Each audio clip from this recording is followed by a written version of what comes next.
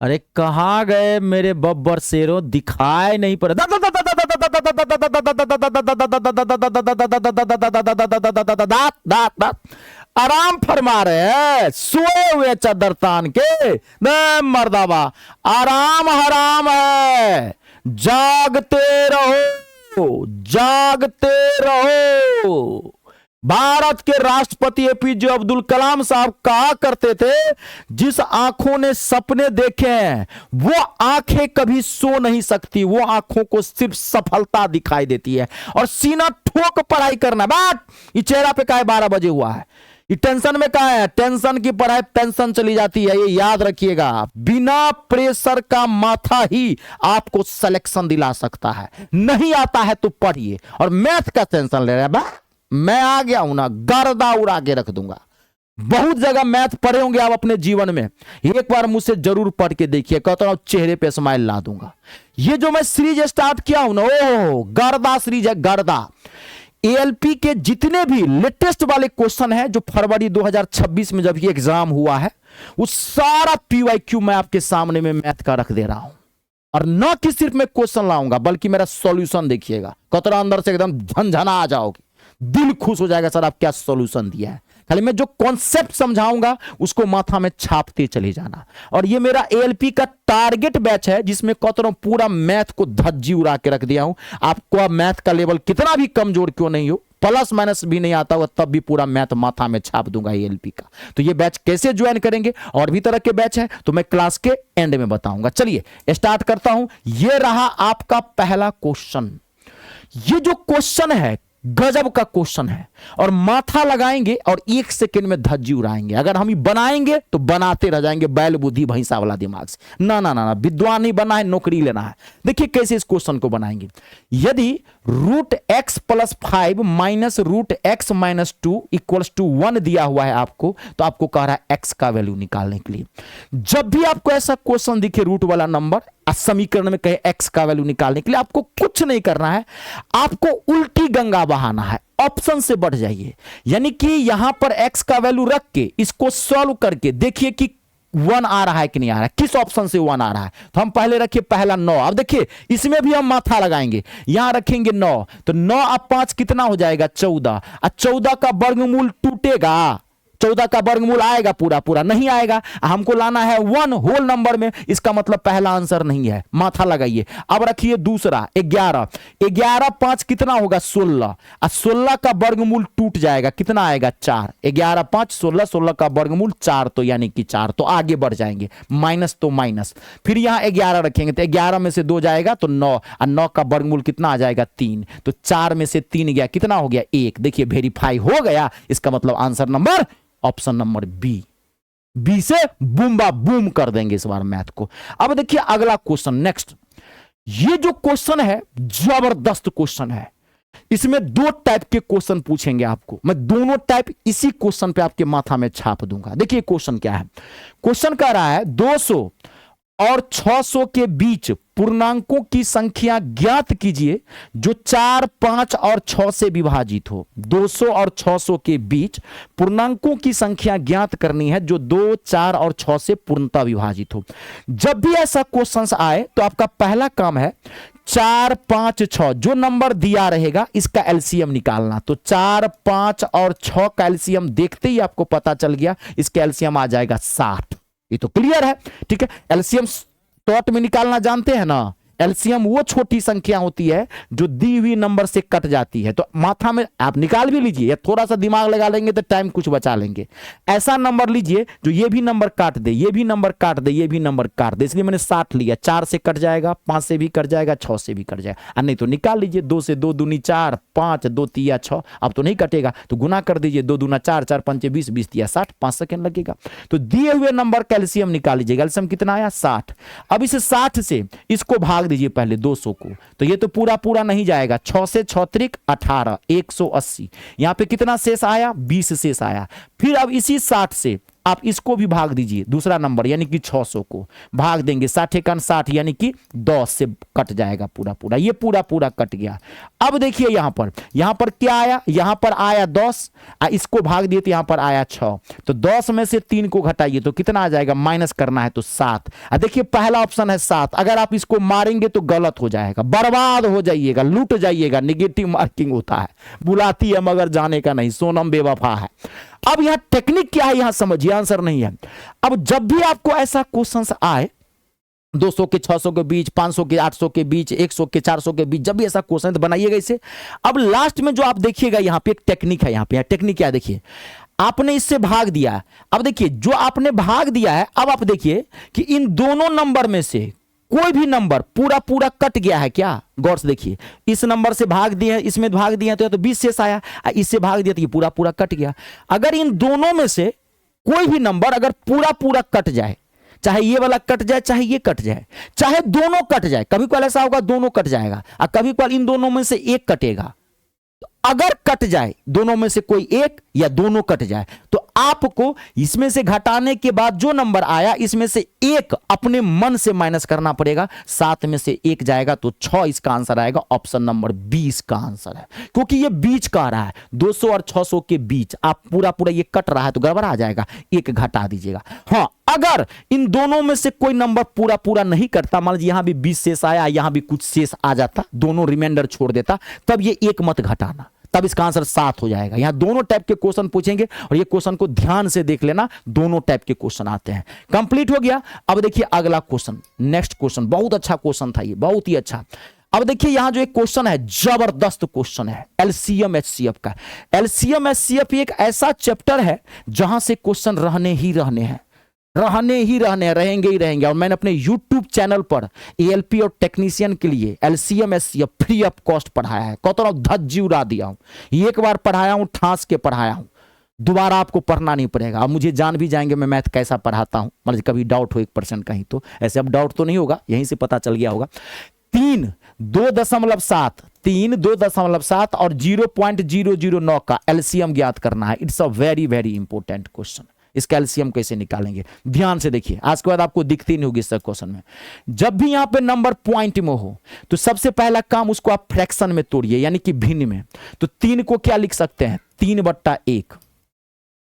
इसको क्या लिख सकते हैं, 27/10, फ्रैक्शन में तोड़ दीजिएगा पहले। इसको क्या लिख सकते हैं, 9/1000, पॉइंट के बाद 3 गो 0 तो 3 गो 0, 1000।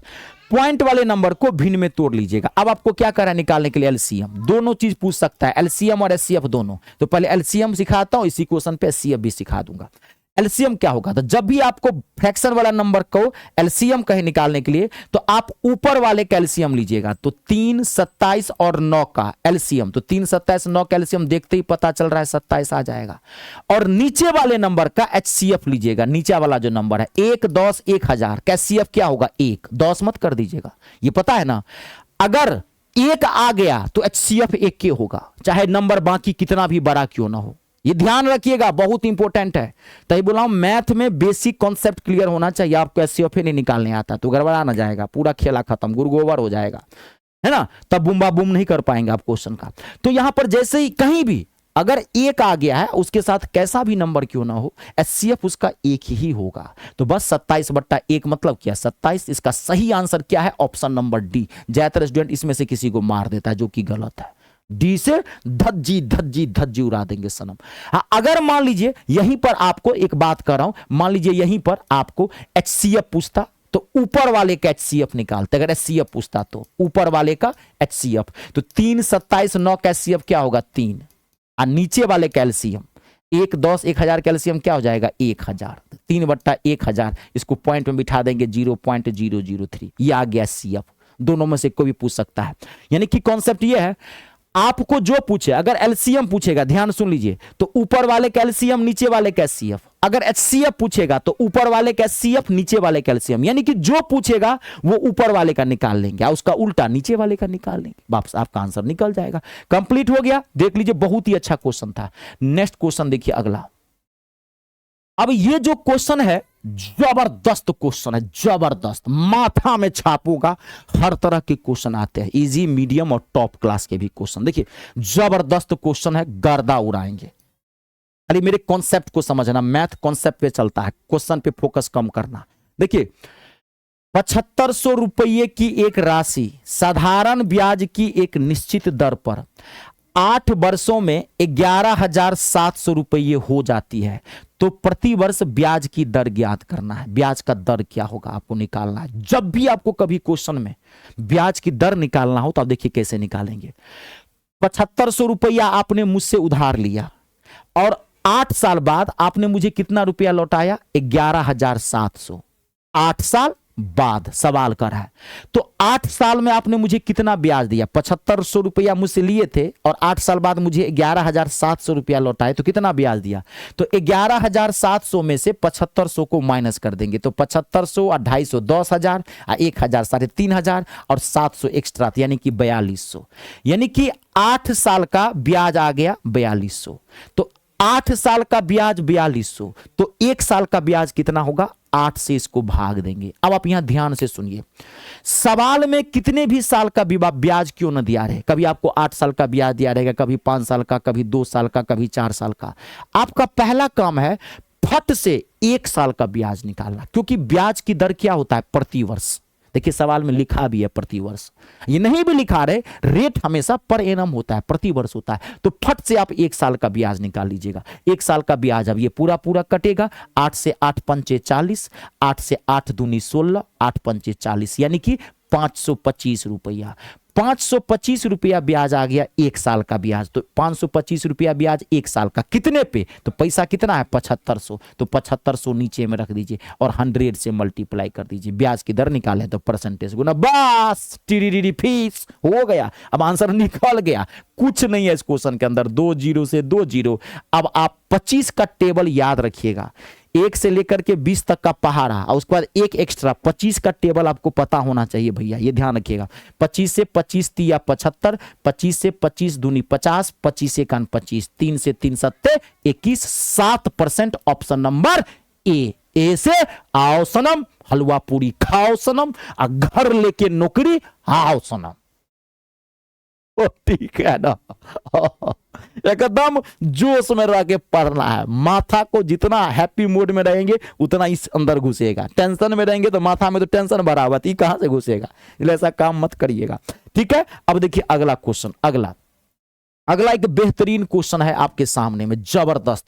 ना घबराना नहीं है भाई, तेरी के मैथ घबराना नहीं है।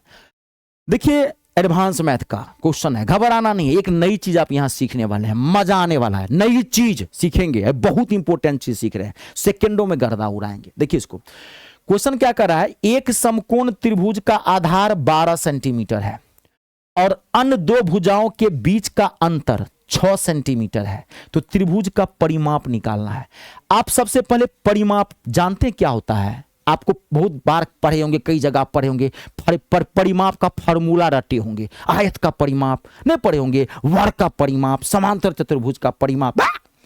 परिमाप का एक सिंपल सा बात बताता हूं, आपको कभी फार्मूला रखने की जरूरत नहीं है। याद, आपको जब भी कभी किसी भी फिगर का, कैसा भी फिगर क्यों ना हो, अगर उसका आपको परिमाप पूछे तो परिमाप का मतलब होता है सारी भुजाओं का योग। जैसे मैं आपको एक डेमो के तौर पर दिया, मैंने एक ये फिगर दिया, आप देखिए यहां पे मैंने एक फिगर दिया, अब मैंने इसकी लंबाई दे दी 12 सेंटीमीटर, 3 सेंटीमीटर, 8 सेंटीमीटर, 4 सेंटीमीटर और 6 सेंटीमीटर।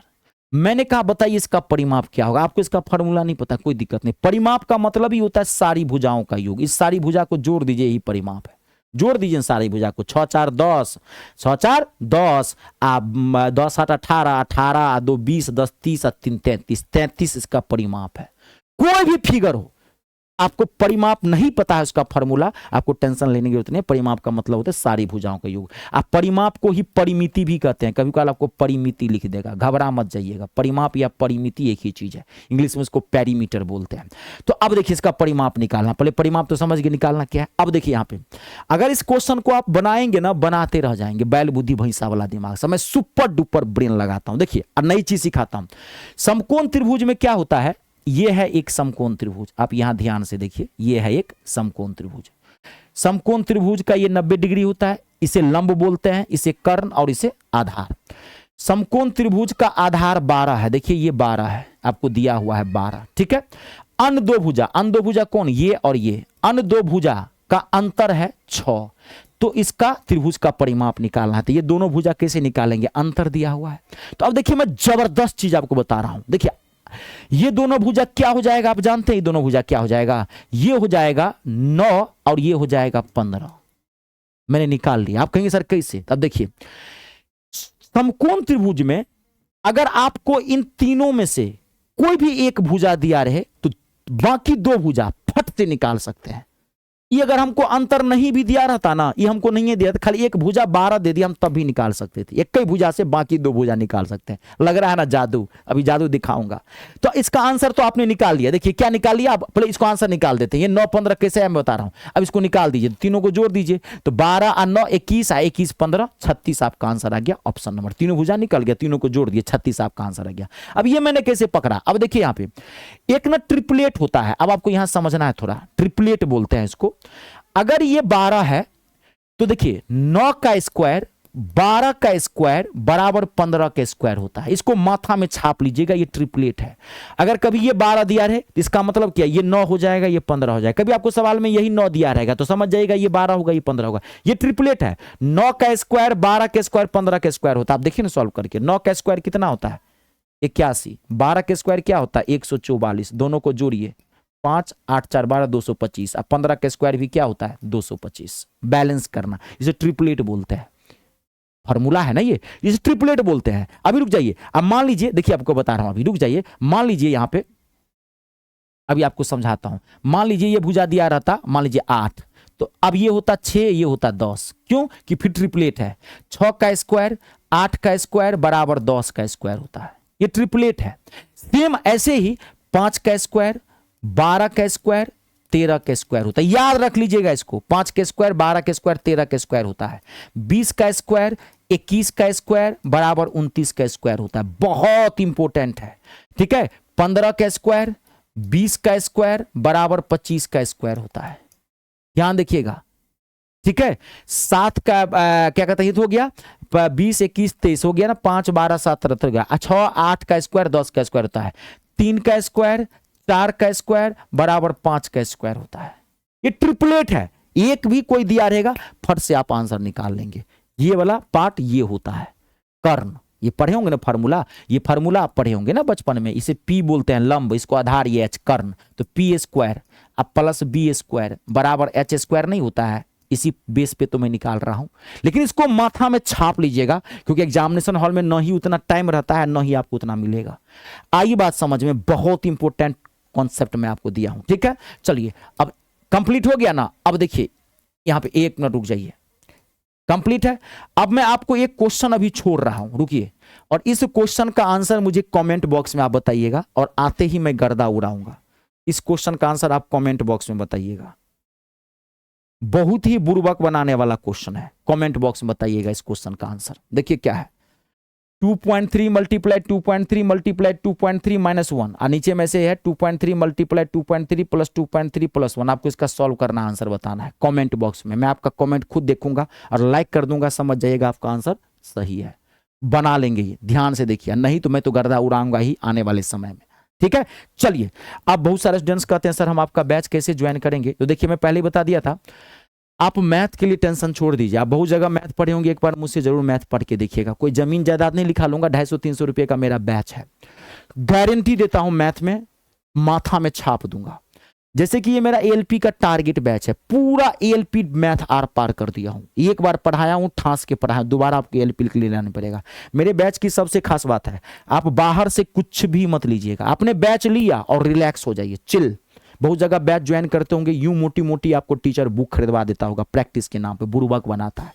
इतनी मोटी मोटी मैथ बुक से नहीं, मैथ कॉन्सेप्ट से चलता है, इतना क्वेश्चन बनाने से मैथ नहीं आता। कभी वो बुक लिए होंगे तो बनाए हैं क्या, और प्रेशर बढ़ा दिया होगा, वो सब बुर्बक बनाने वाली बात होती है। व्यापार करके रखा है कुछ टीचर्स हिंदुस्तान के अंदर, ठीक है ना। कुछ भी मत लीजिएगा, जब बुके से पढ़ना है तो फिर टीचर का बैच क्यों लीजिएगा? तो आपको कुछ भी नहीं लेना है, आपने बैच मेरा लिया, रिलैक्स। खाली आपको करना क्या है, एक एक क्लास सिस्टम से देख लेना। मैथ 3 पार्ट में बटा हुआ है, number system and simplification NSS, पहले ये पढ़िएगा, उसके बाद अर्थमेटिक अंकगणित, फिर लास्ट में आप एडवांस मैथ पढ़िएगा। बस एक एक क्लास सिस्टम से देख लीजिएगा, गर्दा उड़ा दीजिएगा, बाकी कुछ नहीं करना है। मात्र 299 में मिलेगा। और ये बैच ज्वाइन कहाँ से करेंगे? ऐसे ही टेक्नीशियन का भी है, एलपी टेक्नीशियन कॉम्बो का भी है, हर एक एग्जाम का टारगेट बैच बना, एक संपूर्ण रेलवे का भी है। तो ये बैच ज्वाइन कहाँ से करेंगे? गूगल प्ले स्टोर में जाइए, वहाँ से मेरा ऐप इंस्टॉल करिए। मेरे ऐप का नाम है me star, math English star, ये मेरा नाम है Ritesh Jha. Google Play Store में जाके वहाँ से ऐप इंस्टॉल कर लीजिए, रजिस्ट्रेशन कर दीजिएगा। रजिस्ट्रेशन फ्री ऑफ कॉस्ट है। रजिस्ट्रेशन के बाद ऐप का ऐसे होम पेज खुलेगा, पेड कोर्स पर जाइएगा, पेड कोर्स पर क्लिक करिएगा। जैसे ही क्लिक करेंगे आपको सारा बैच दिख जाएगा, आप जाके ले लीजिए। कोई दिक्कत है इस नंबर पर भी कॉल करके आप बात कर सकते हैं। वीडियो को कमेंट करके बताइएगा कैसा लगा वीडियो को लाइक और शेयर जरूर कर दीजिएगा। कर भला तो हो भला। जय जवान, जय किसान, जय हो हिंदुस्तान।